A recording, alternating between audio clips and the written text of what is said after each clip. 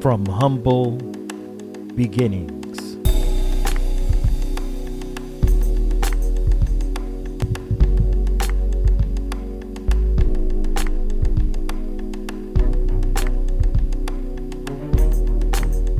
To growth and evolving.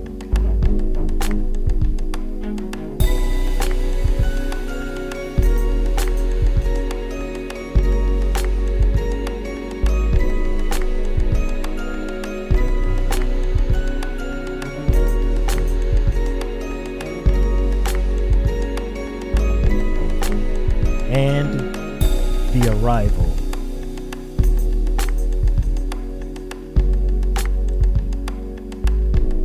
This is First GenXers.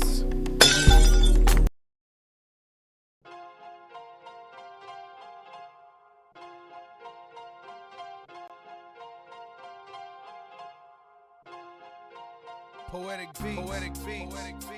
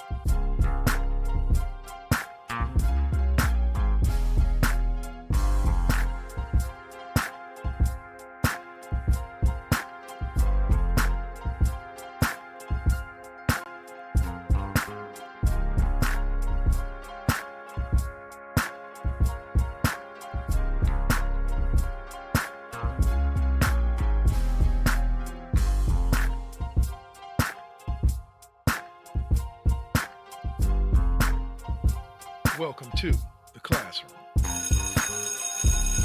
Class is officially in session.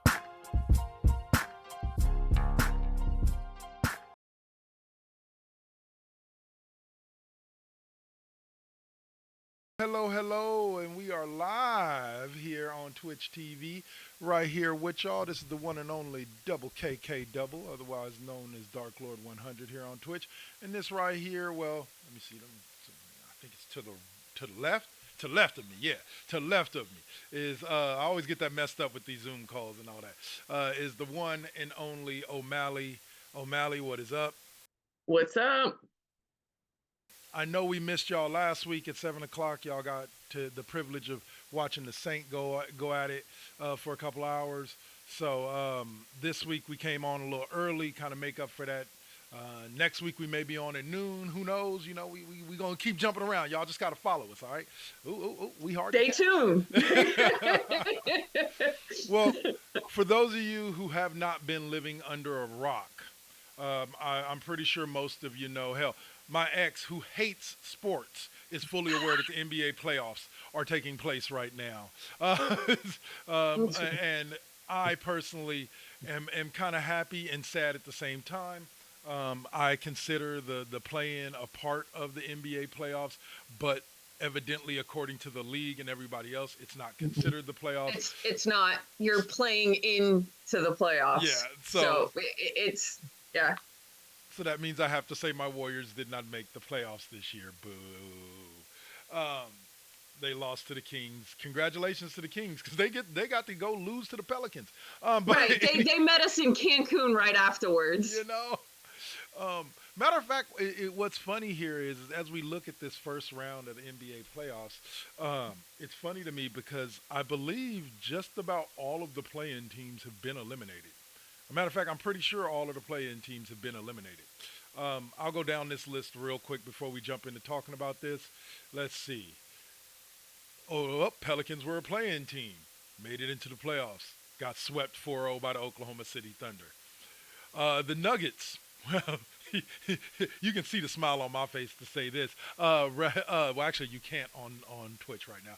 But the Denver Nuggets took out the Lakers with the Lakers winning one game 4-1. Then you had the Minnesota Timberwolves sweep Kevin Durant, Bradley Beal, and the boys in the Phoenix Suns. And then finally, you had the Los Angeles Clippers fall to the Dallas Mavericks 4-2. So, Miss O'Malley, let's start with that number one seed, Oklahoma City Thunder. And it's easy to say, like after this season, that what they did wasn't a surprise, but to me it was a surprise because Oklahoma City, who is it? It was Oklahoma City, and then it was Denver, and then and Minnesota is the other youngish old team that we didn't really expect to be up there in that top three. And I was like, okay, they're going to be bounced in the first round. A more battle-tested team is going to come along. But fortunately for them, and unfortunately for me, they didn't get a battle-tested team. They got the New Orleans Pelicans. So, so what are your thoughts on that series and the sweep that Oklahoma City got to move on to the second round? I mean, I don't think that we can discount that it was the Pelicans that they swept, right? Because this is a surprise. This is a surprising good young team, and I think that part of that too is also like they're relatively under the radar. It's not like they have some of the biggest names. Like they're just a team that is kind of playing well. They're playing very cohesively. I think that that's what's working well for them. But I do kind of feel like they came out of nowhere. I mean, in some ways I feel like it's only their fans who are saying that they didn't come out of nowhere. To me, they came out of nowhere a lot more than Minnesota did, because I'm not really surprised with Minnesota, especially with Anthony Edwards. That kid is fire. I mean, we are watching history, I think, with that kid. Could be the next Michael. Who knows? Yeah, and here's the thing is nobody's going to be the next Michael, nobody's going to be the next Kobe, nobody's going to be the next whoever, because each of those people needed the person that came before them. Kobe even said, without Jordan there is no Kobe. So I mean, and this is where Kobe gets the respect, right? Where back to LeBron, where he doesn't, because I'm the best basketball player in the world. No, you're not. There's 8 gajillion people on this planet, and I bet you the best basketball player in the world isn't even playing basketball. It's funny because that's the way it seems to work. Like, but I'm 100% there with you. Like, look, LeBron, I have nothing wrong with LeBron considering himself amongst the greatest basketball, saying something like put my resume up against anybody's, and it's one of the best in the history of the NBA, because that is the truth. His resume is one of the best. But for him to outright say he's the greatest of all time or he's the greatest player in the league right now is just like, you're the most popular player in the league. Wait, right who was it? Wasn't it Scottie Pippen who said about Jordan? Now, granted, I'm not even trying to listen to what he's saying now about LeBron. I think he's just pissed that Jordan's kid married his ex-wife, blah, blah, blah, whatever. But he even said, the GOAT doesn't have to say he's the GOAT. Yeah, he doesn't, ever. Jordan and Kobe never, and I mean, Kobe, don't get me wrong, Kobe would say I'm the best, but in his I'm the best Kobe, not like I'm the greatest basketball player in the world, not I'm greater than Jordan. That's big bro, right? Like that, because that would have been disrespectful. Big time. You have to, well, it's a matter of stay within the realm of reality. And what that means is not that, oh, Jordan is truly that mythical. Because I admit that, yes, there are a lot of, like, myths about Jordan. Like, do I genuinely believe Jordan would average 50 in this league today? No, but I believe that Jordan could easily average the 35 and up to 40. If you've got players averaging 33 a game, it's not that big of a leap to think that Jordan could average 40 in this league. And it's not because, oh, today's players are weak and soft, because I do consider them weak and soft, but that's not the reason why I think Jordan would average 40. It's because the rules favor offensive players, period. That's why you have so many people. That's why all of the top 15 top scorers are averaging over 25 apiece, whereas back in the day, 25 could win you a scoring title. When Jordan was hitting 30 for a full season, that was damn near unheard of outside of Wilt and shit like that. So it's just one of those type of things where I look at it and I go, look, could he average 4 to 5 more points than what the top scorers today are averaging with his aggressiveness? Considering there's nobody out there, sans maybe Anthony Edwards, who I can legit say matches the intensity of what Michael Jordan brought when he stepped on a basketball court.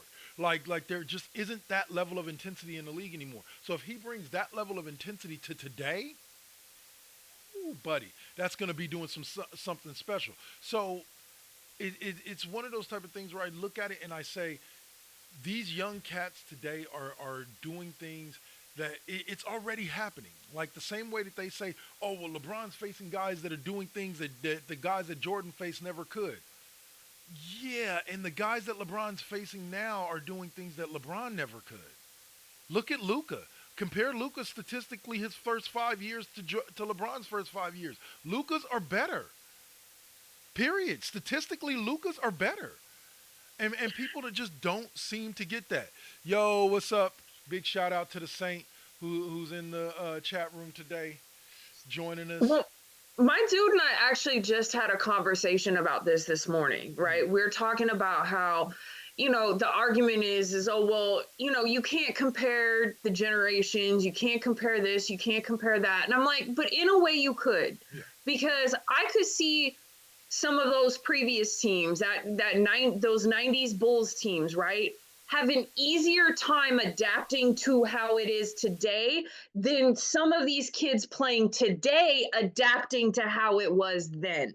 There's a huge difference there. So I actually think them old heads would have had an easier time now than these kids would have had back then.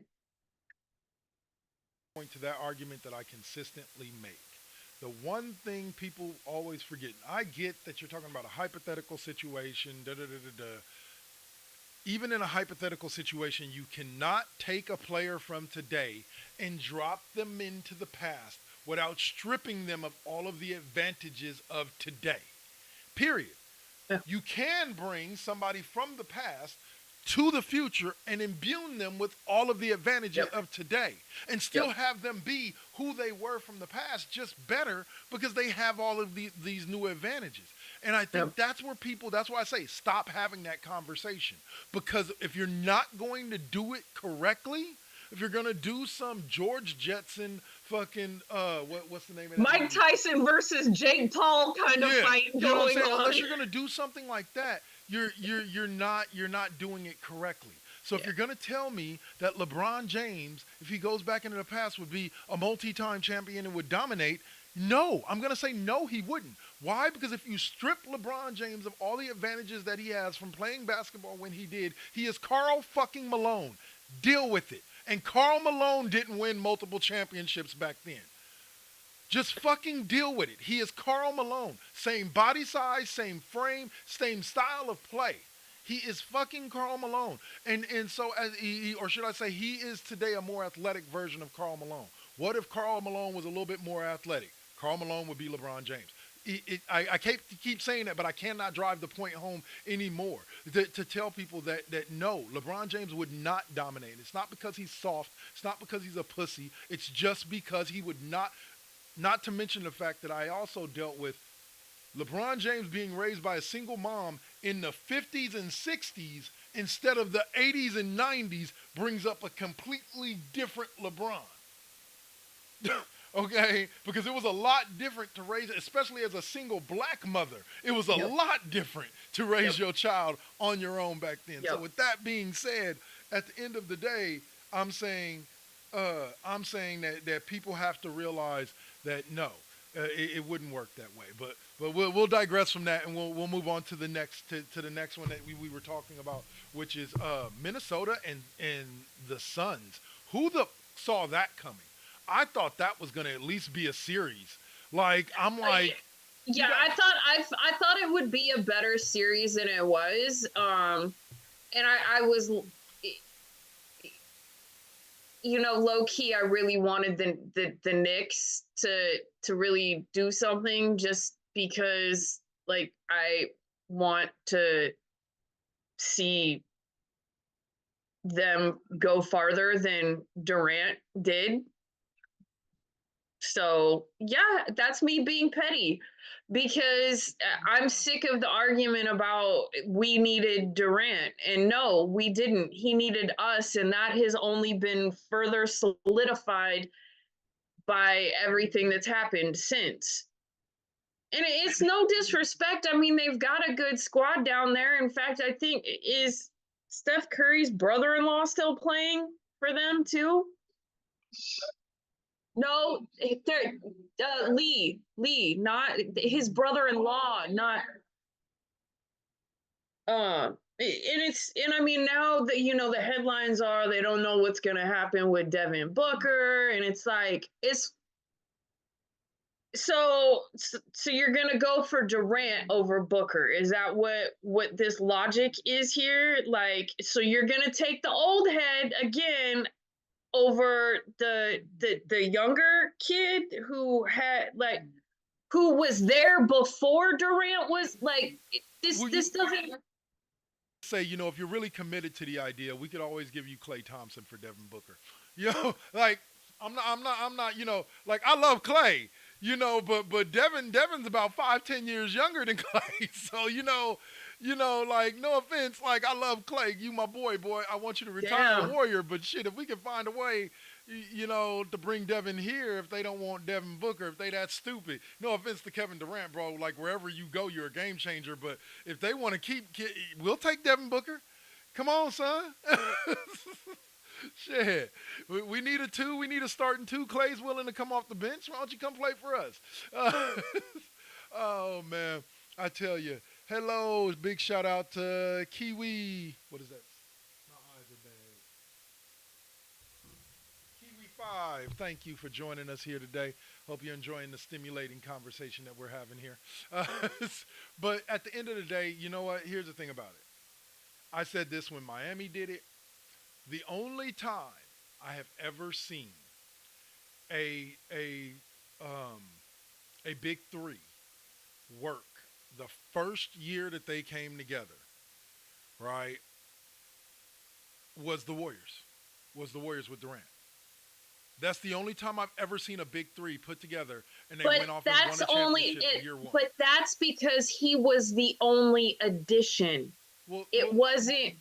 Yeah, no, he was the only addition to the starting line. I get what you're saying, because the rest are all bench players, because they gutted that bench to bring him in, but that good bench that they had. But in general, I get what you're saying. Like he was the only major change. Everything else was rotational pieces. Yeah. So yes, but Miami, I called it. I literally have a guy floating out there that owes me a thing of French fries from Buffalo Wild Wings. I said the same thing. I said it won't be their first year; it'll be their second. I was like, they'll make it to the finals, but they because I didn't see anybody that could stand in their way in the East. I was like, they'll make it to the finals, but they won't win. And LeBron will do something stupid like get a cramp. Yeah, and now we see, and now we're seeing the same thing with Phoenix. Phoenix, I'm telling you, I understand the desire to blow it all up right now. I understand that. But let these three get together for another season and let them cook. Devin, Bradley, Bill, Durant, let them get together and let them cook for another season. And I think you'll see a much better team. Not to say that they didn't have this whole season, because, Kevin Durant did get traded before last offseason, before the playoffs last year. He got traded to them. Oh, no, at the beginning of this offseason, right? He got traded to them. So they had the whole offseason and everything, but give them this year as a throwaway. No? He was there last year. He was there during the playoffs last year. During the playoffs last year, okay. So then, so then give him... They traded him right before the trade deadline. Yeah, okay. So, so, give him some time, give them some time to kind of learn how to work together. And I agree, because it's not like they missed the playoffs. Now, granted, they didn't end it how they would have liked to, but they didn't miss it. They weren't in the play-in. Like, okay, so you're still forward motion.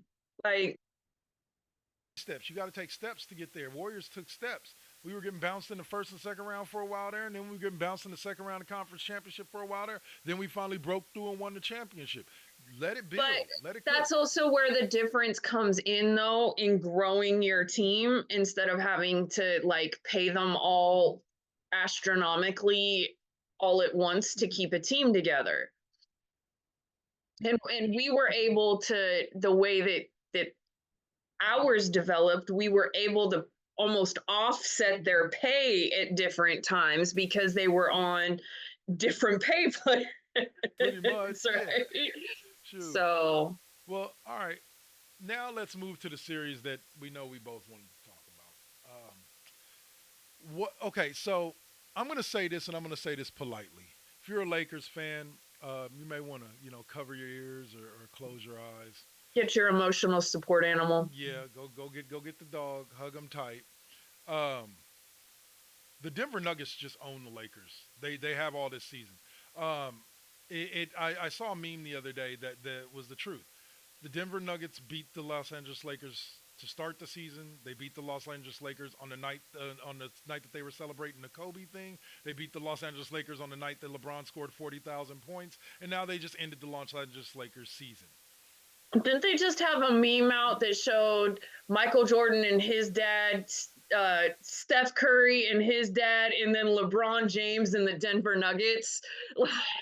Oh yeah, like at this point, yeah. Like I get it. It wasn't a sweep. It wasn't a sweep. I guess that is something sort of to be proud of. It wasn't a sweep. You won one game. You saved that much face. But there's a reason why they call it a gentleman's sweep. It's just because it's a polite way to send you home. Okay, and don't get me wrong, the series was close. I want to say the average margin of victory for the games was like 4 points, like 4 to 5 points. The Lakers were winning the entire series. Every game of the entire series, they were winning. They have more minutes winning, significantly more minutes winning than the Denver Nuggets. But guess what? It only matters who's winning at the end of the game, folks. Yeah. So I don't care if you were up by 30 points in the second quarter. It doesn't really matter. And I mean, it wasn't that much, but still, I mean, you had 20-plus point lead advantages in multiple games. So, and they can blame Ham all they want, but he was a lame duck coach. Once it was known that LeBron had no respect for him, no one else did either. So don't sit there. And I mean, yes, okay. So my dude made a point too that he got real upset about because he really has wanted D'Angelo Russell to do well because he wants LeBron gone. But for him to have taken him out, like when he was hot, was just absolutely ridiculous. Like, they complained when he was in because he wasn't making shit. But when he's on fire and the coach is like, okay, yeah, let's give you a rest. And it's like, right now? Really? No.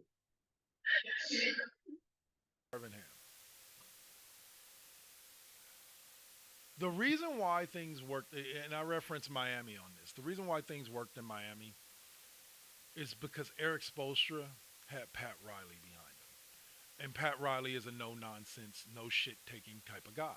You're either going to do things the way I want you to do them, or you're not going to be here anymore.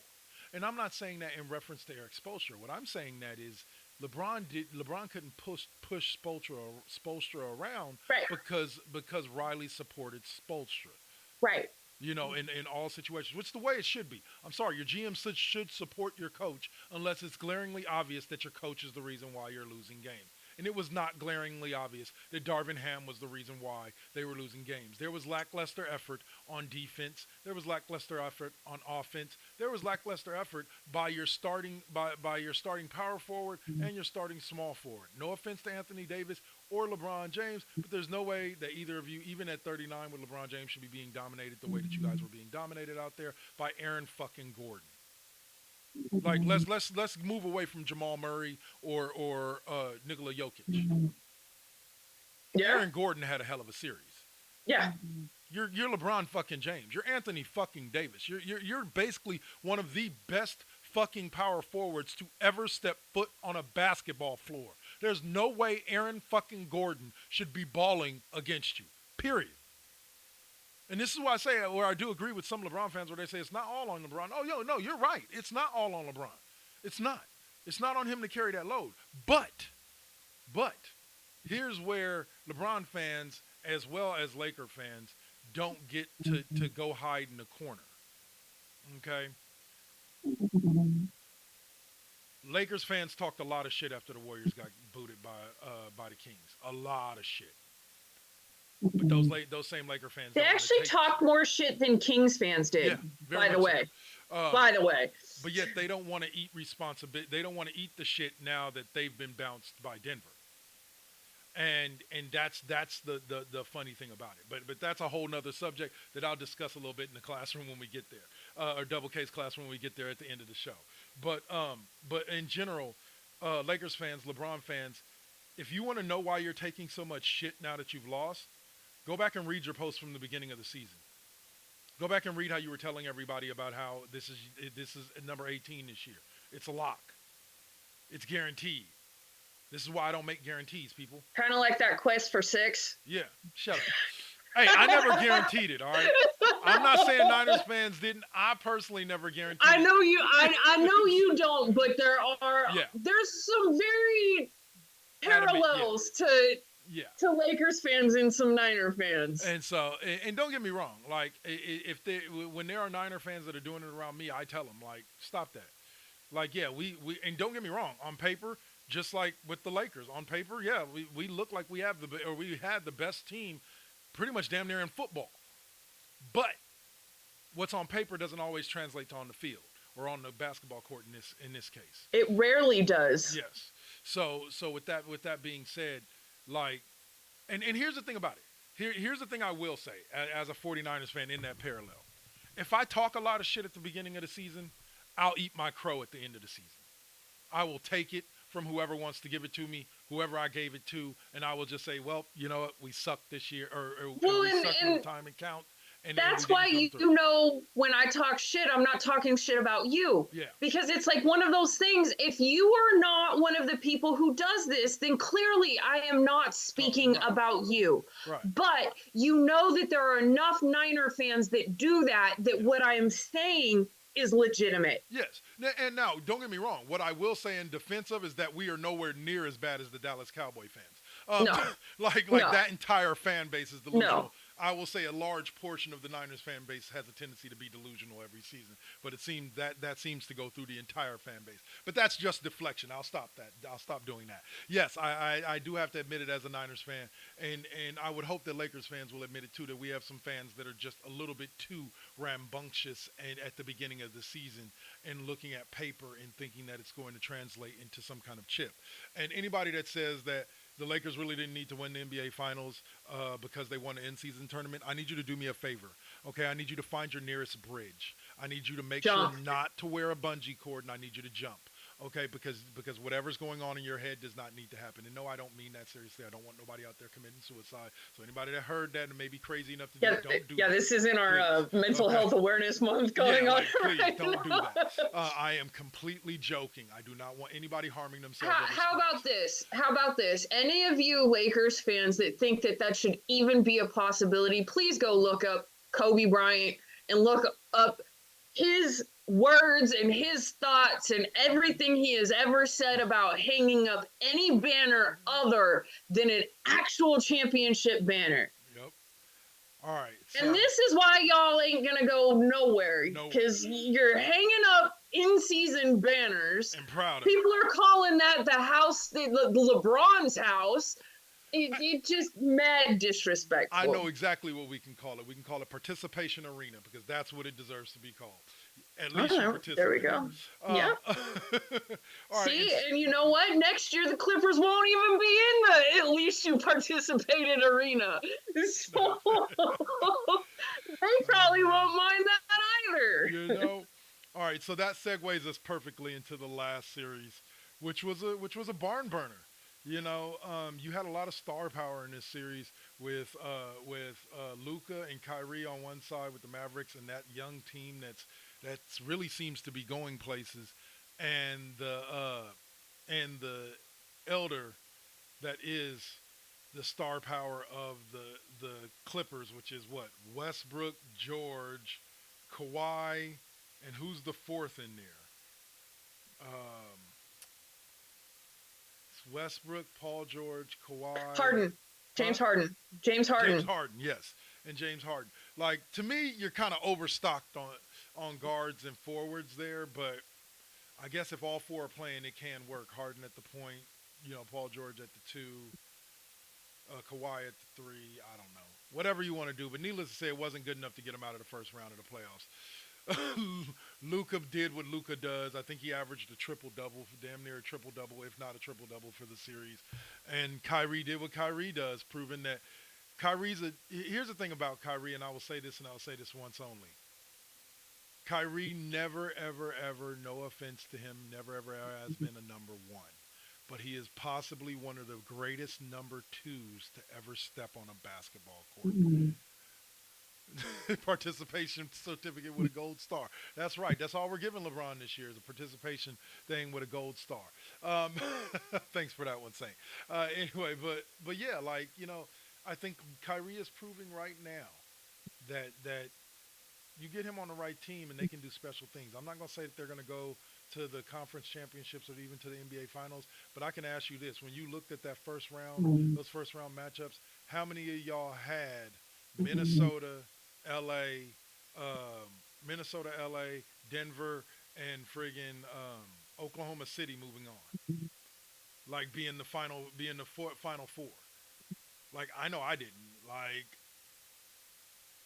so, your thoughts on the Clippers and the Mavs that matchup? Um, Again, this was one where I was actually hoping that the Clippers would pull it out, just because like I wanted, again, in this, a lot of it has to do with the Lakers and how they treated Russell Westbrook, and how, like, since being with the Clippers, he actually looked like he was having fun playing basketball again. Right. And how the Lakers and LeBron and Anthony Davis tried to throw him under the bus, like he was all that was wrong with them. And then he goes and has one of the best games of his career. His first night is a Clipper. So fuck y'all. That's what that meant. Um, so I was kind of disappointed in that. It is crazy that we're where we're at right now. Seating wise, it makes sense because it's kind of followed that. But I also think where we were when the season ended, when the season started, was not where people would have expected those teams to be either. And like I said, they gave us a hell of a head-to-head series, but 100%, I don't think I would have predicted. Like I figured the Clippers would make the playoffs, but Yeah. I didn't know where they would end up landing in the ups and downs of the season, and then Kawhi not staying healthy. I didn't figure it was going to be that much or that well. So, all right, so that wraps up our talk about the Western Conference. We're going to move on now to dun, da, da, da, the Eastern Conference playoffs. These have been fun. I can definitely say that. We opened up with the Celtics taking out the Heat. Uh, I want to say 4-1 in what was actually a better series than what the final result would tell you. We had the Knicks surprise, well, I guess nobody else but me, by beating the 76ers 4-2. Then we had the Bucks. Now this surprised me, lose to the Pacers 4-2, but the Pacers averaged something like 120 points a game during that series. And then right now you have Game 7 going on with the Cavaliers and the with the Cavs and the Magic, and currently the Magic are up by 7. So let's talk a little bit about that Celtics series, because they looked, to be honest with you, like they were not like they were going to basically do kind of like, what was it? Was it Baltimore last year that won 11 out of its first 12 and then proceeded to just kind of fall off? I don't know, but do you notice that both of this first round matchups on both sides, on West and East, were the West Coast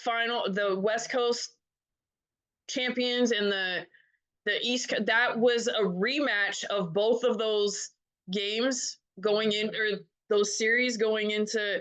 So now one of each of those is already out, right? So it's interesting. Are we going to get back all the way back to something, or this is it? I'm I think we live in an era where it's a lot harder to go back to back. This is why I keep trying to tell people that what the Warriors did during their stretch where they went to 6 straight finals was so amazing. Because we definitely live in one of the hardest eras to go back to back in. Because there's always, all it takes is one major offseason move, and it can take a team that was never supposed to even be competitive and make them one of the favorites.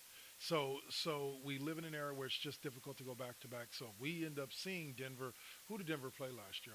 I'm forgetting. Who did they beat? the Celtics, The didn't they? Celtics. Yeah. Oh yeah. Oh yeah. Yeah, Oops. Oh, because oh it yeah. was By the the way. Laker. It was the Lakers in Denver and the Heat and the Oh Celtics yeah. to go. Yeah, Yeah. So okay. So here's what I'll say to this. And by the way, this is just a quick step. By the way, if you want to look at what a championship franchise is, they may not be winning championships, but Boston is more akin to a championship franchise the last 15 years than that other team on the other side of the country. Oh, Um, you mean the team that's tied for overall number of yeah, yeah, championships? yeah, You mean without doing detrimental damage to their team by yeah, the shenanigans that are going on over there that I would never expected from the Lakers organization, but definitely know that the Celtics organization would never stoop that low. yeah. That little Yeah, bit there. Yeah. yeah. So Those owners and those coaches don't like players telling them what to do. yeah, yeah. Most of them don't. Evidently, Jeannie Buss gets off on it. Sorry, Jeannie. I'm not trying to disrespect She's fangirling. you. But the Celtics and the Heat, like I said, that particular series, I can honestly say it surprised or it didn't surprise me. It was a lot, like I say, it was a lot. It was kind of like the Denver LA series. It was a lot closer than what it looked like. Yeah, the Celtics won 4-1, but there was some battles in there, and the Heat definitely fought, but the Celtics were just the better team. Um, so my thoughts on the series is that I think the Celtics could very well. I think we could see a repeat of last year's NBA Finals.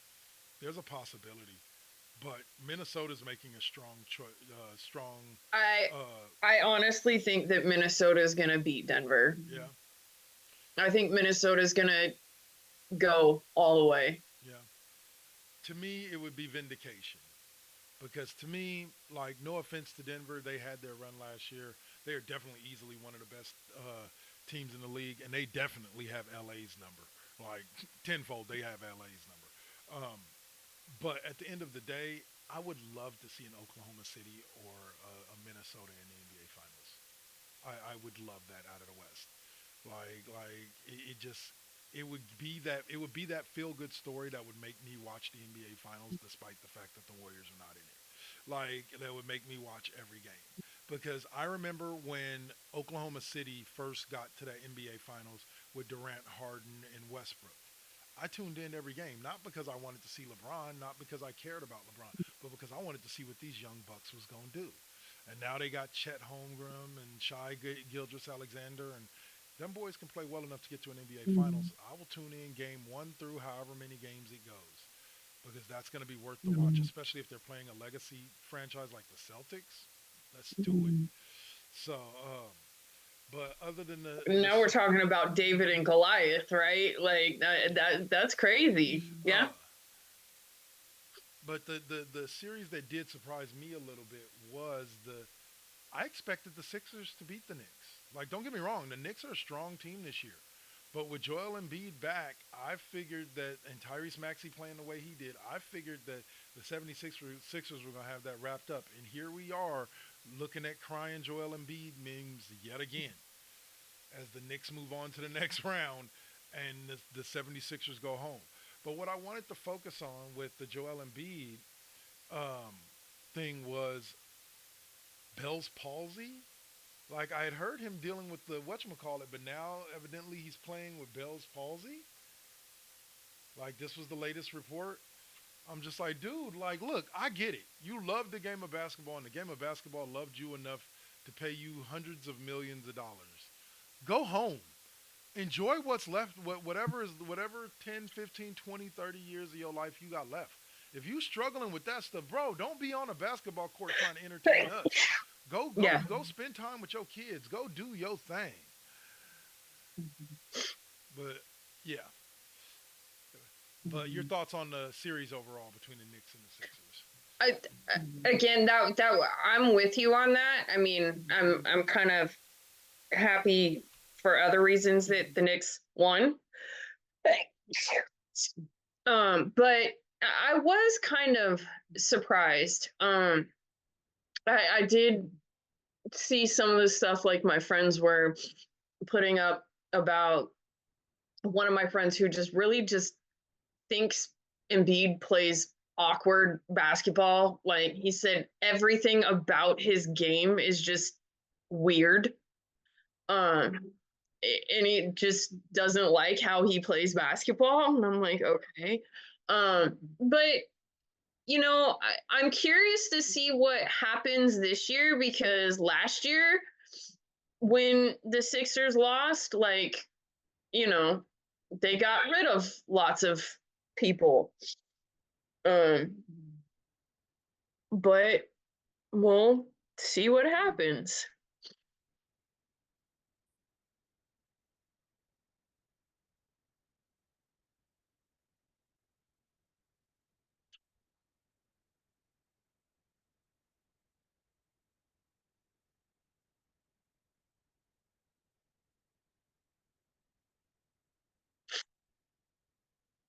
Yeah, but I mean, for him, it may be basketball is life. Like,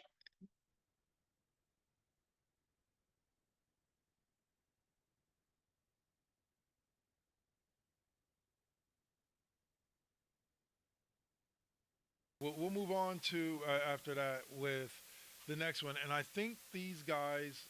I can't remember. Was Giannis hurt this year? yep, Okay. Giannis was hurt, and then Dame got hurt. I believe Giannis was a calf. Was it Yeah. I want to was say it it his happened right calf? before the playoffs, right? Yeah, Yeah. yeah. Um, yeah. And then Dame got hurt. Like and Dame actually plays better with them when Giannis is not on the court. Yep. There's people that think that he'll get linked to us in the off season. Really. Giannis. They've been saying, Yeah. but they've been wanting that for years, though. I'll be honest. For like the past 6 off seasons, I've heard about Giannis coming to play with Steph because they're like basically best friends, I guess. But I believe this is a contract year for him. So that could actually, I mean, I don't know. I really I wanted this so bad for Dame because I adore Dame. Um, but you know, Different city, same result, but for a different reason. I believe yeah, if he had Giannis, I think they at minimum make it out of the first round. yeah. But I don't think that team is built to do as well without Giannis as it is with. And so it just kind of sucks for Dame because he was just kind of a part of that for the ride. All right, so we'll move on to the last series, which is the series that's currently going on, and right now. Oh no. Well, no. Let's talk about one more thing real quick. The Indiana side of that, like, holy, who the hell told the Pacers to come play basketball? Like, I already knew they were good. Tyrese Halliburton ain't no joke. No, He never has been. But holy, where the hell did they come from? right. I'm looking at it. Yes, they scored 120 in every game that they won. The only game that they did not score 120 in was Game 5, in which they were held to 92 points. But other than that, 125, 121, 126, and 120. You know what this team reminds me of? The 2011 to 2013 Golden State Warriors. That team that just, like I said, and Denver kind of reminds me of the grit, but Indiana reminds me of the offensive style. Um, in the sense that it doesn't matter how many we're down, we're never out of the game. And I think that's the way it is with you. Unless you've got them down by 40 and there's less than 5 minutes to go in the fourth quarter, they're not out of the game. And even then, they're not really completely out of the game. They can still make a run on you. The Warriors were during those peak years. I'd say 2015 to 2019. The Warriors were inclined to go on a 30-0 run on you at will.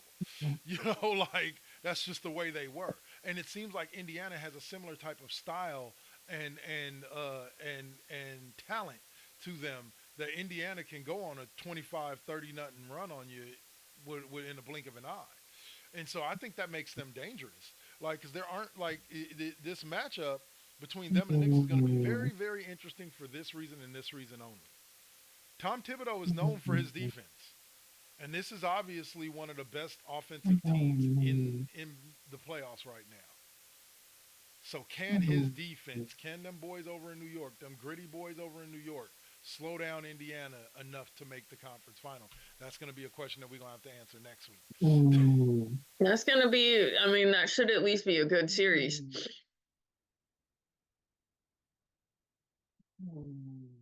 100%. And then the last series from the East we'll take a look at is, like I said, that one. Oh, looks like the Cavs have come all the way back, and they're up 71-68 now. Yep. So who knows? Cleveland may make that move into the next round, and make it further than they've made it without LeBron in a very, very long time. I mean, they've made it farther than he made it this season. Just saying.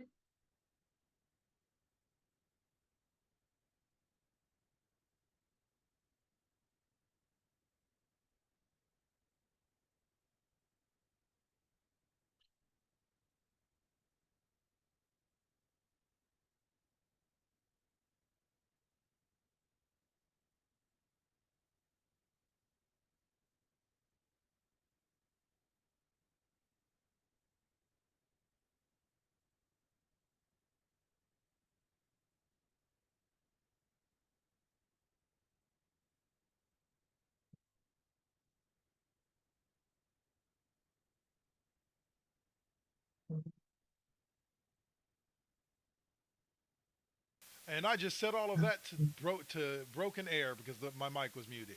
We're going to take a commercial break now. And we'll see you guys on the other side of it when we talk some NBA or WNBA and NFL draft right here on The Classroom. Peace. You got to keep it. Keep it. You got to keep it lovely. You got to keep it. Keep it. You got to keep it lovely. Success comes right after the struggle. I ain't even giving up on whatever I wanted. The tragedies I've seen, I can't even stomach. Most of y'all weak as shit and would've started running. Every time I make it back to the crib, I'm thankful the Most High let me see all of it. Grateful I'm lovely, and I've been real with this. Please don't judge me. I'ma stay on my shit. I'ma keep it. Poetic beat. This is now versus then. This is now versus then.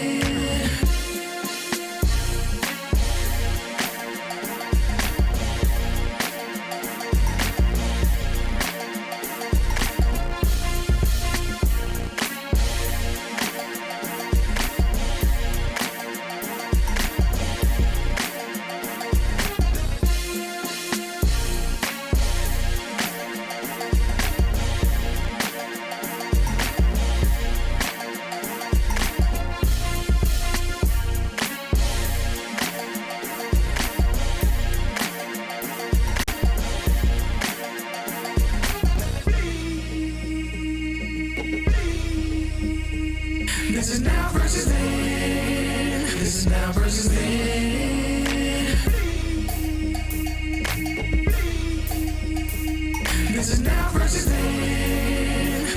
now versus then.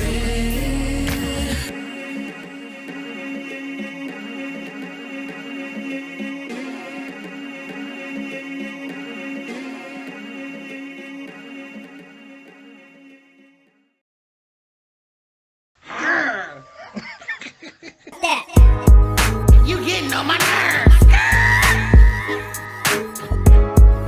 You getting on my nerves. Gang, gang, bitch. You getting on my nerves. Gang, gang, bitch. You getting on my nerves. Get your titty, get your titty, get your titty on. Gang, gang, bitch. Get your titty, get your titty, get your titty on. I said what I said. No, please don't tell on me. No, please don't tell the police. Gang, gang, you getting on my nerves. She getting on my nerves.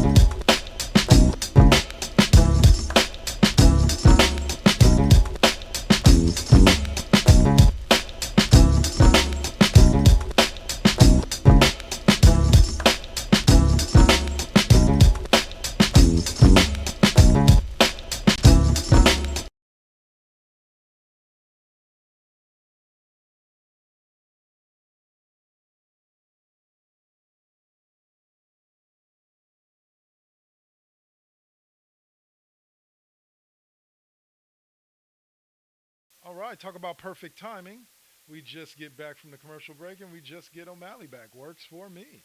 All right, y'all. So, thank you guys for joining us. We're now here with the second half of the show. First GenXers presents The Classroom right here on Twitch TV, on the First GenXers Twitch channel. Just to cover a couple of quick things, you can hear a replay of this episode, an audio version of this episode, over on our Live 365 platform. Let me check my notes. I feel so. The Classroom re-airs at 9:05 on Friday nights. So if you want to re-listen to this episode, you liked it, go ahead and check us out over on there, and you can check me out on Saturdays with KD5P with a replay on Thursdays at 3:20. So that's that. So, all right. So now we climb into. Hey, what's up, Built for This Network? Peace and love to you as well. Peace and love to you. Big shout out. All right, so this next block is going to be fun because for those of you that watched, the NFL draft's first round was filled with chaos. So let's see. We opened up with the Chicago Bears taking Caleb Williams, which was pretty much par for the course. Then we had Jaden Daniels get taken by the Washington Commanders, something that some people thought was going to happen, others didn't. The New England Patriots stayed pat at number 3, which surprised a lot of people, and took QB Drake May. Didn't surprise me after they traded Mac Jones to the Jacksonville Jaguars. Yeah. The Arizona Cardinals ended up taking Marvin Harrison Jr. instead of trading out. Pretty much none of the top 5 that people thought were going to trade out did. The Chargers ended up taking offensive tackle Joe Alt. The New York Giants stayed pat and got a weapon for Daniel Jones and Malik Neighbors. The Tennessee Titans stayed pat and took offensive tackle J.C. Lathan, who I actually was hoping the Niners would take. And the Atlanta Falcons befuddled everybody by taking Michael Penix Jr. at number 8. They probably could have gotten him in the second round. Lastly, the Bears paired Caleb Williams with Washington fellow Pac-12 wide receiver Rome Odunze from Washington. And then the Minnesota Vikings did trade up, but they didn't trade up to number 5. They traded up to number 10 to get their guy in Michigan QB J.J. McCarthy. So, actually, out of all of the quarterbacks, I think he is the one most ready to plug and play. Yeah. Because he's already been coached by an NFL coach who coaches his players like he's coaching the NFL. Yep. So And also, let's not forget, and I don't think Atlanta could have gotten Penix in the second round, because I believe that the Raiders only went with Brock Bowers because Penix was off the board. Really?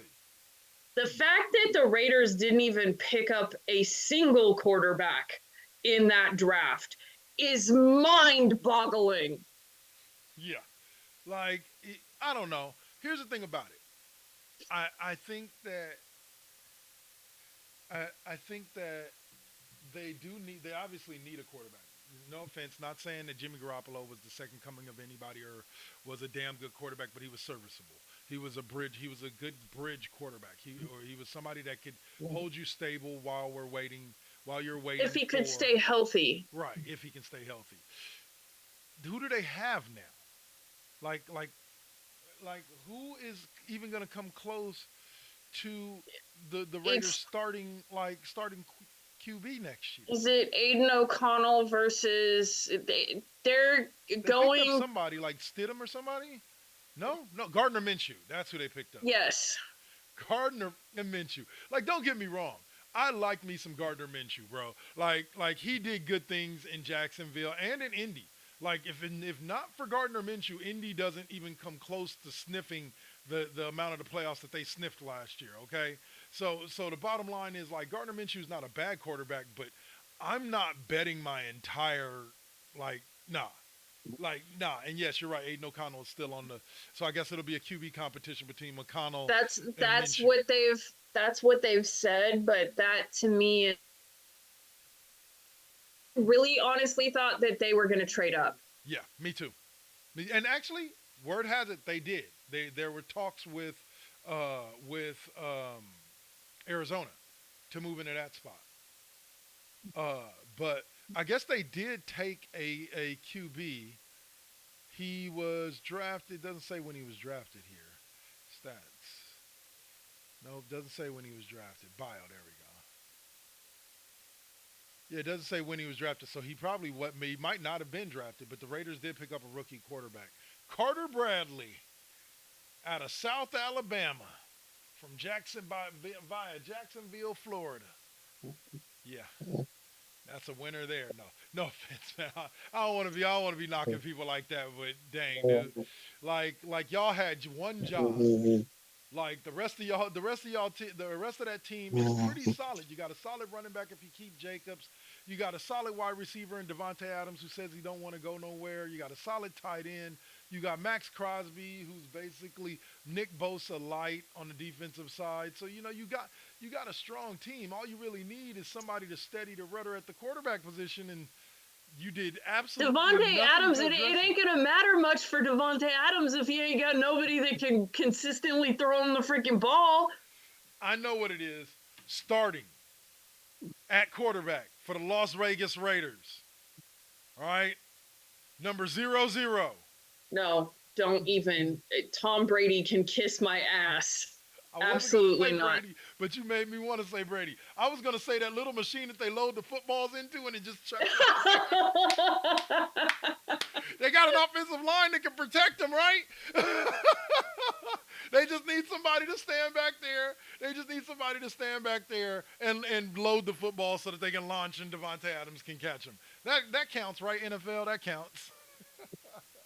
I mean, it's turning into flag football. That's probably what it's going to be next. Pretty much, man. Because you can't touch the quarterback, so now the quarterback is just a guy with two flags on that stands there in one of those football launching machines. Oh, man. I joke, though. I digress, man. Like I said, I hope Antonio Pierce has a plan. He's a rookie quarterback, but he's a rookie head coach, and I hope he's looked at as such. Even though he coached 9 games last year, and he's been around the league forever and a fucking day. Which actually means technically they don't get the benefit of having a new coach. Yeah. So. Because they don't get to start early like they would have if it had been, because he coached a couple too many games, I believe. Yeah. Yeah. But they should give him that leeway. Like, a coach. No. Yeah, I know. No. They won't. No. I know they won't. But, No. But, Mark yeah. Davis can fuck all the way off. Oh, I in still their say shiny toilet bowl of a stadium. yeah, I did say hilariously though. I had to check up on all of my Raiders fan friends when I heard that Tom Brady was trying to buy a piece of the Raiders. I was like, you know how Aaron Rodgers says he owns the Chicago Bears? Yeah, Tom Brady would literally be able to say, "I own y'all." Like, Like, oh, in what universe is this even okay? Like, I understand that Mark Davis had some pretty hefty daddy issues, yeah. right? But like the lengths to which he's gone to take them out on the team is just wow.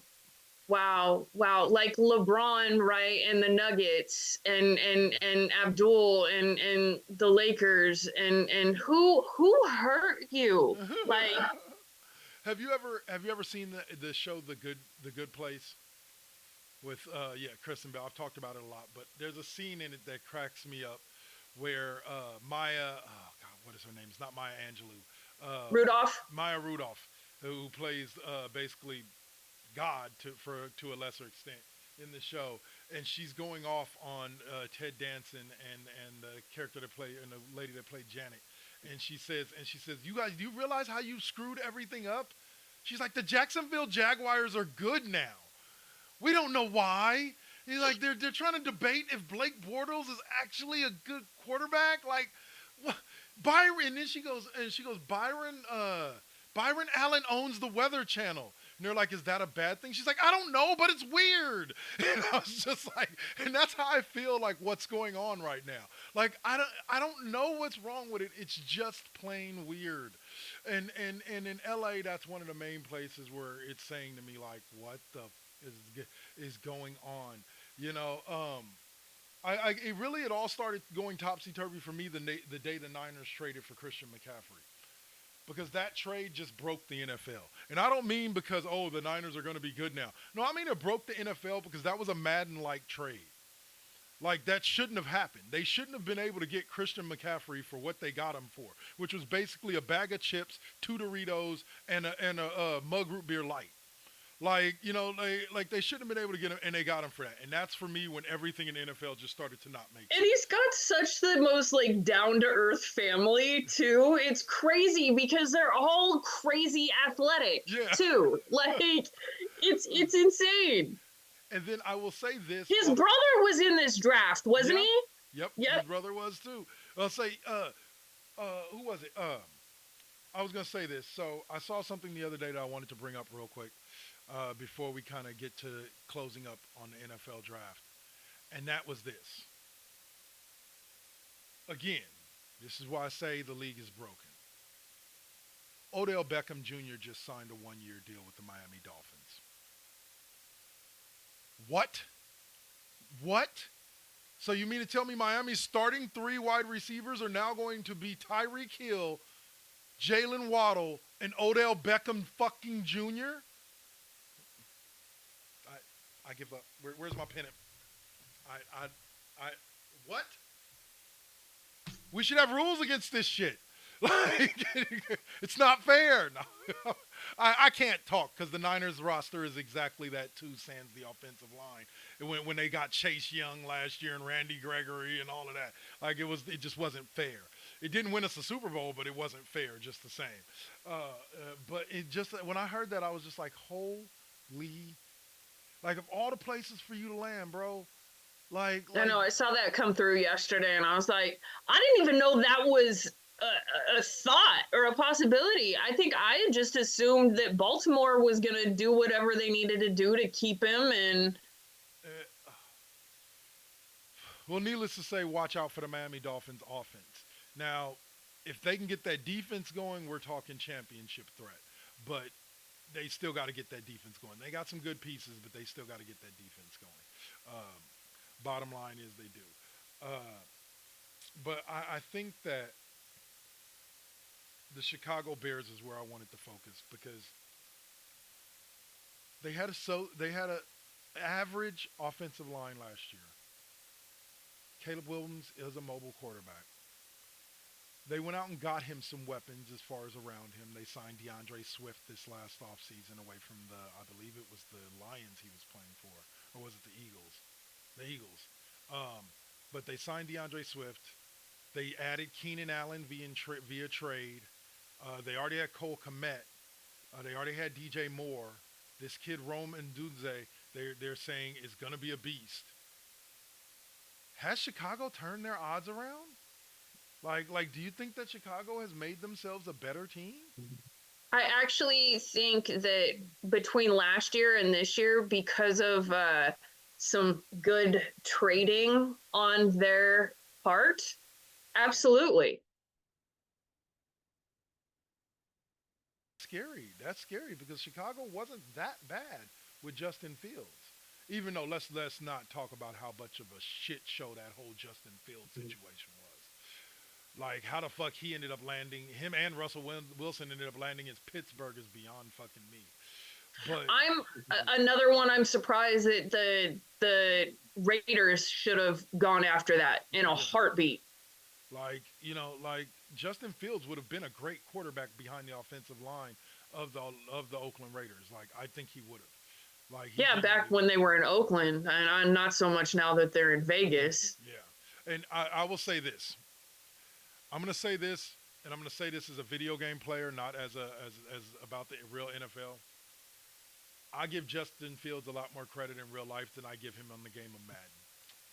Created a running back, went to become the running back for the Chicago Bears. Justin Fields is the dumbest fucking quarterback in that video game. Mm-hmm. Throwing directly to other teams, standing there instead of running when he should. I have not made it out of the first round of the playoffs with that running back because of Justin Fields. Now it's year 3 and I got Joe Burrow. But guess who's still throwing picks? Anyway, I'll get to that in the next episode of the of Cheap Pop Podcast when we talk some video games. But anyway, at the end of the day, I think that this draft, the most surprising thing to me was I genuinely don't think that Minnesota needed. Well, did Minnesota pick? When did the Raiders pick? At 9 or at 11? No, I think they picked at 13. 13. I think. Okay.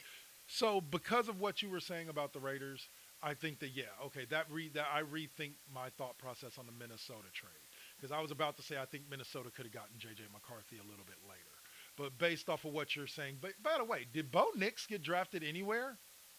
Because I know he didn't go in the first round because he wasn't one of the first 6 quarterbacks in the first round. I was like, did he land anywhere? He had to have.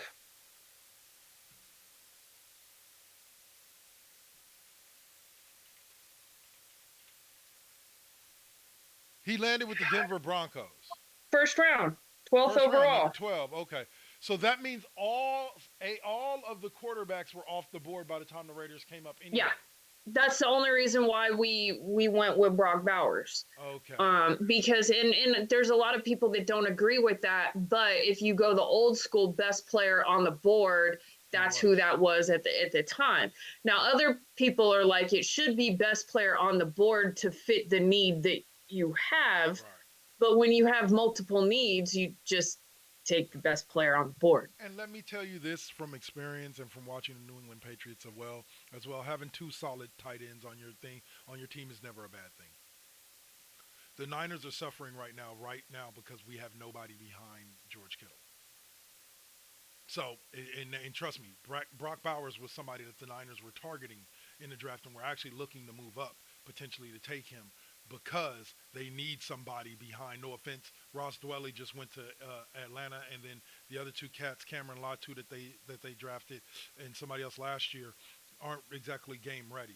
And so, let me tell you the importance of having 2 solid tight ends, so Raiders fans don't sneeze at that pick because although you didn't get the quarterback you wanted, you got a damn good player. Here's what surprised me. Another thing that surprised me a little bit later down in the draft. The Philadelphia Eagles managed to take the top 2 corners, the number 1 and number 2 corners in the draft. While there were other teams that picked between their pick in the first round and their pick in the second round, namely the San Francisco 49ers, that needed a fucking cornerback. But yet the Eagles managed to get the number 1 and the number 2 guy on the board in the draft. Got one in the first round, got the other in the second round. Don't get me wrong. I like this Pearson kid that the Niners drafted. I do. And you can never have in the Kyle Shanahan system. You can never have enough good wide receivers. But I think cornerback was a bigger need. That's just me. I Didn't think one of those picks that they didn't they trade with the Commanders to get to move up for one of their picks? yeah. I want to say but I believe that was second round. I want to say first round they picked right where they were supposed to be. I want to say second or third round. Yeah, they moved up and and still like I said, I want to say I want to say they do like I said, Philly good congratulations because that was a hell of a haul. Taking the number 1 and number 2 corner in the draft sets you up for your future big time. And you guys still have Gardner Johnson and the other cat who aren't that old. So Philly's cornerback room is going to be good for a while, unless one of those two kids turns out to be a bust. So, um, but that being said, I don't want to rant too much about my 49ers in the draft that they had because it was okay. They filled some needs, but I don't think they were as aggressive enough in the areas where I would have liked them to be. So, but I'm not John Lynch. So, and I've said it before, and I will say it again. In John Lynch and Kyle Shanahan, I trust. They've gotten us to 2 Super Bowls. I know.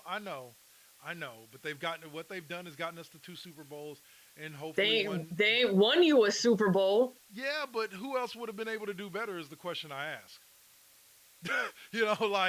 There isn't really many other options out there of any GM or coach that would have been able, head coach that would have been able to do better. So unless you're talking Andy Reid, if we could have somehow gotten Andy Reid away from the Chiefs, then yeah, I'll take Andy Reid over Shanahan. I mean, I think Harbaugh could have done it. Yeah, but I think it would have looked a lot different. It definitely wouldn't have been with this group. I think it would have looked a lot different because his style, Shanahan's style is more finesse, whereas Harbaugh's style is more hard nosed. And so but I agree with you.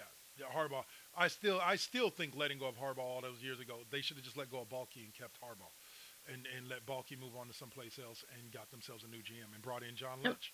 Because I think him and John Lynch could have made this very well could be Lynch and Shanahan's last season. Yeah, I think it depends on what we do. I think if we make another Super Bowl run, win or lose, I think they'll get another year.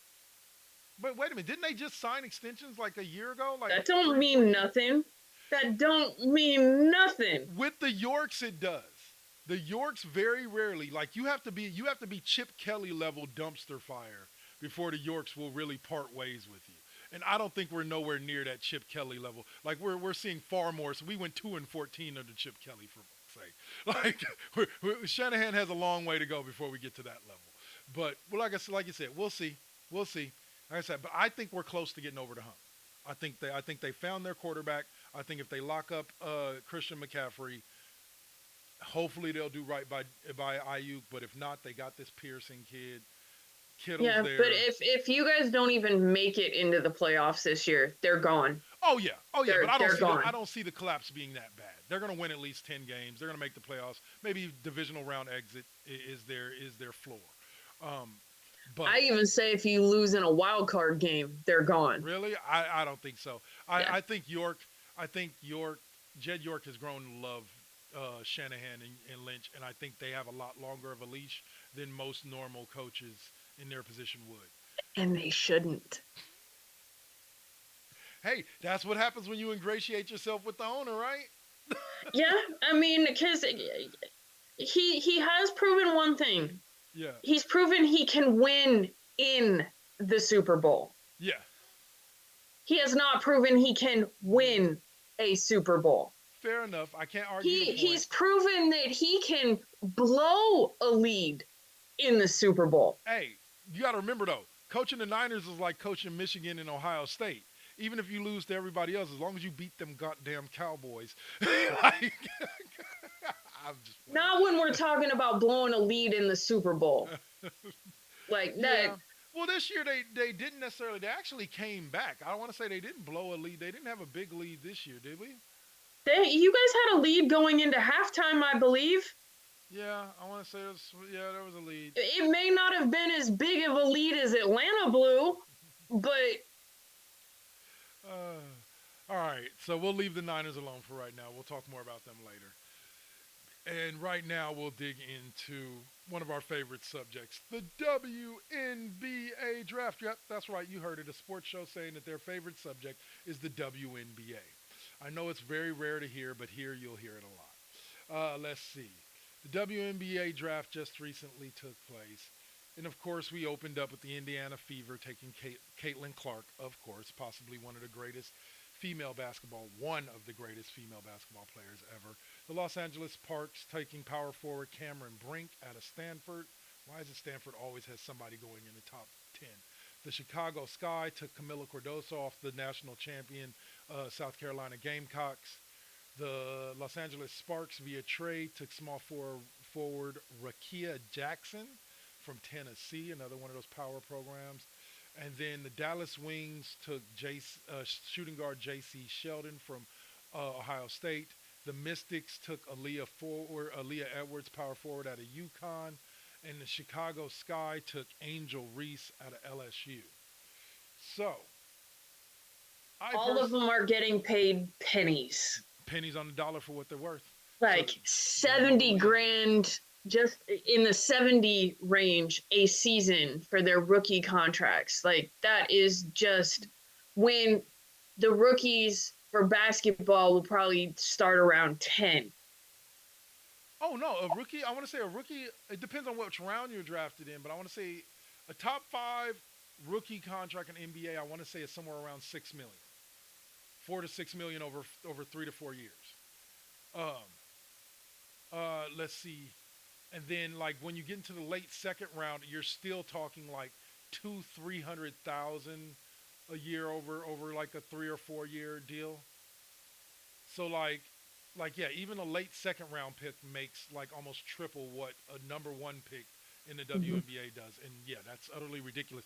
And I'm going to tell you why it's ridiculous. It's not ridiculous because one's men and one's women. That's just a huge chunk of why it is. It's also ridiculous because of the fact that the WNBA is the financial backer, or the NBA is the financial backer now for the WNBA.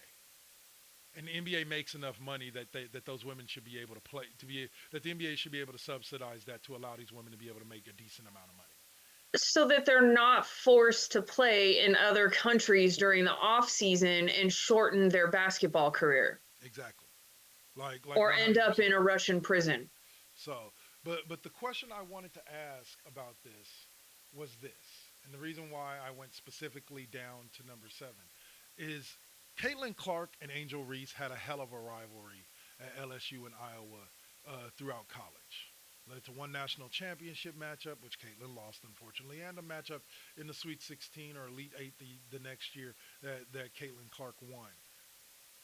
Could this rivalry be to the WNBA what something like Magic Bird was to the NBA in the sense of helping to put them on the map?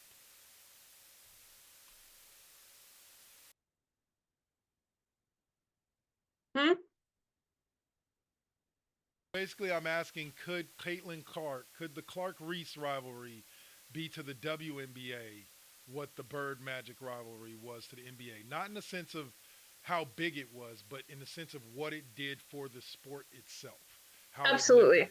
I think it can. I really do. I think that it's going to draw in new viewers, new fans, new everything. I really do. If they market it properly, absolutely. But part of that depends on marketing. pennies and effort into making it something that big, very much so, because those two girls are going to go at it on the court. They're going to go at it. They always have, and both I think are going to have an impact in the league. So I think if we can get an NBA, I'll say it like this. I will say 100% yes if within the next 5 years we can get an NBA Finals or a conference championship series that has Indiana facing off with I forgot where Angel Reese went. I just said it, but with the Chicago. Chicago. If we can have Indiana and them facing off in a series, either for the WNBA championship or maybe for a conference championship, I think that it'll get that notoriety and it'll get that them views. So WNBA draft to me seem like something that they could make into a little bit bigger of a spectacular. I think that in order for the WNBA to see the heights and similar levels of success to the early days of the NBA, the NBA needs to back them. The NBA needs to promote them. You know, like who was it? A friend of mine brought up a valid point. I believe it was my friend Jamil, where he said what it should be is there should be a WNBA team for every NBA city. Yeah. There should be a WNBA team for every NBA city. They should play in the same stadium. You know, you could even have WNBA games be basically pre-games for the NBA games.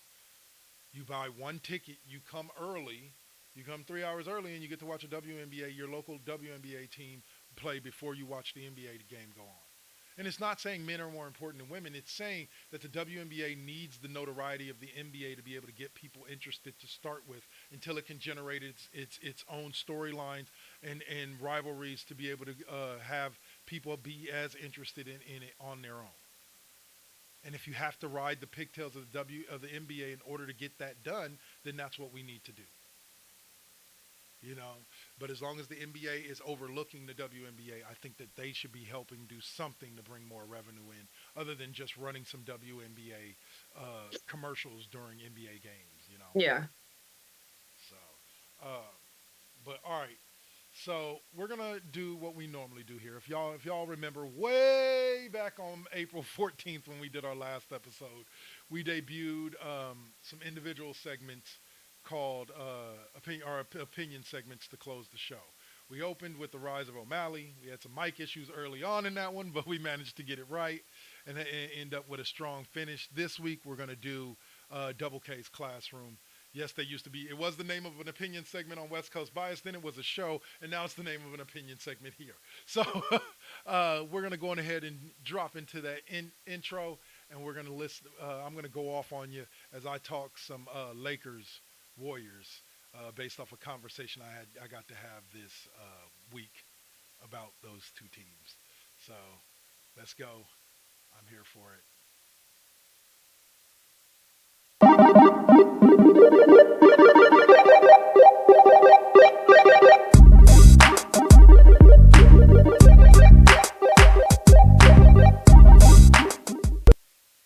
All right.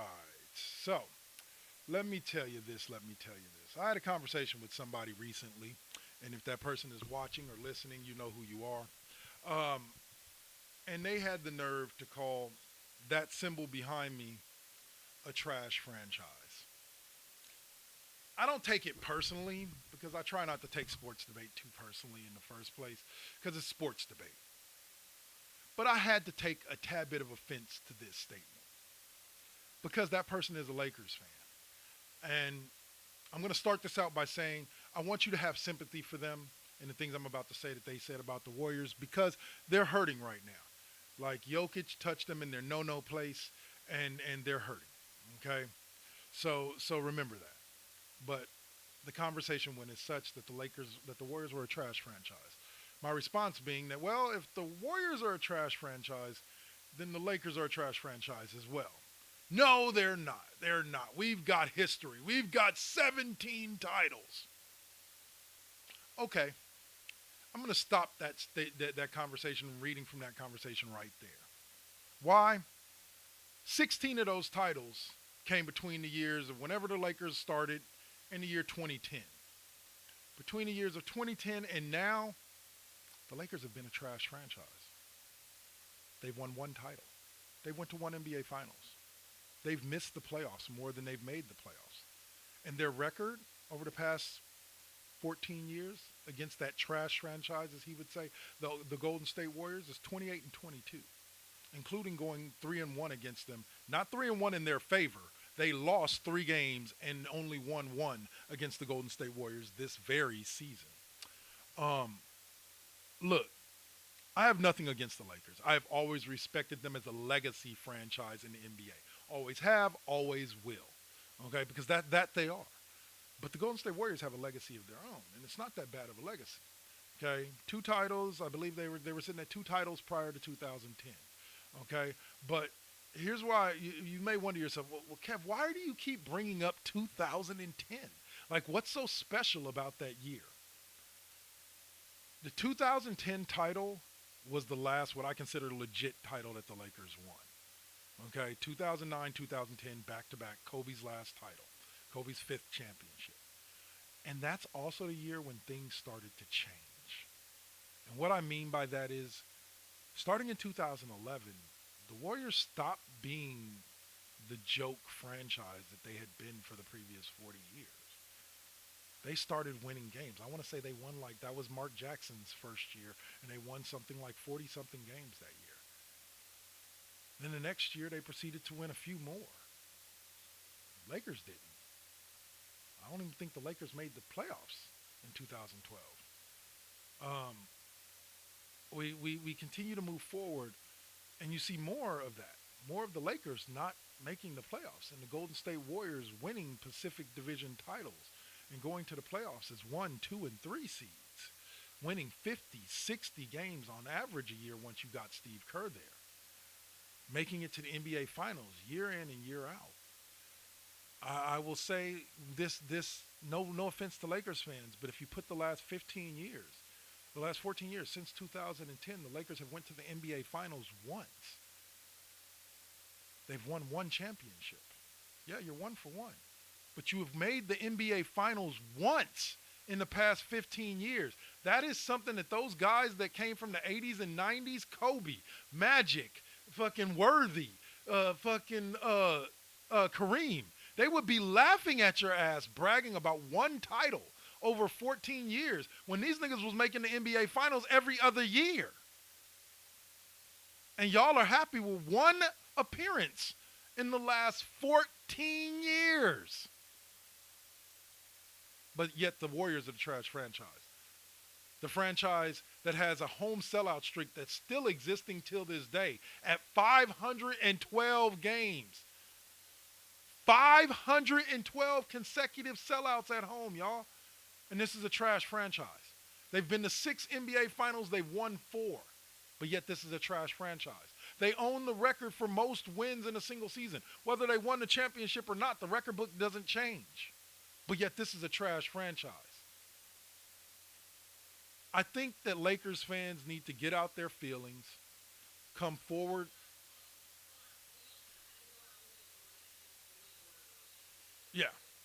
Yeah, of course. You know the whole Durant thing, even though Durant was only responsible of 2 of the 4 championships that we have, and if Steph doesn't play on those same teams, they don't win championships even with Durant.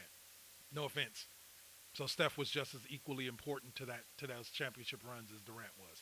But anyway, but yes. So when you compare the two franchises, if you go 2010, you go 1940 something to 2010, I think you will come to the same conclusion. The Lakers are a championship franchise. The Warriors are a trash franchise. Okay? Did not do as much as the Lakers did. 16 titles to 2. But since 2010, sorry to tell you, Lakers fans, that script has changed. The Warriors are now the championship franchise. And Jeannie Buss, as beautiful as she is and as beautiful of a woman as she is driving that team into mediocrity. And she's using it by saying, look at this pretty toy I have over here in LeBron James. Don't pay attention to the fact that we're barely making it out of the first round nowadays, if we make it into the first round. Pay attention to the fact that we got LeBron. He broke the all-time scoring record in a Lakers jersey, because that matters more now than winning championships. Hanging in-season banners matters more than winning championships. But yet they're not a trash franchise. I will always allow people to have their opinions. I personally don't give a damn what people think about the Warriors. I've been a Warriors fan when they sucked. I was a Warriors fan when they were good. And I will be a Warriors fan when they suck again. Because that is just the way it goes when you love a team. But what I not allow you to do is be a hypocrite. Because the person that I'm talking about, I was just discussing with O'Malley earlier and with my boy Saint a few days back. I have receipts, brother. I can pull up receipts of you saying that the Golden State Warriors are a champion. Your voice, your words, your sentence saying that the Golden State Warriors are a championship franchise.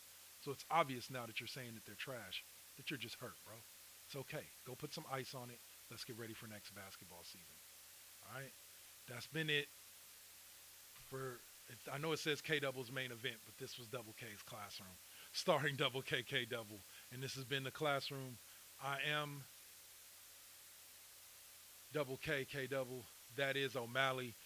Up next on Podcast Sunday will be the Cheap Pop Podcast with myself, Saint, Agent K, aka Agent K28, and Rune Squire. We'll be talking some backlash, some pop culture, and some video games right here on Twitch. So till next week, y'all.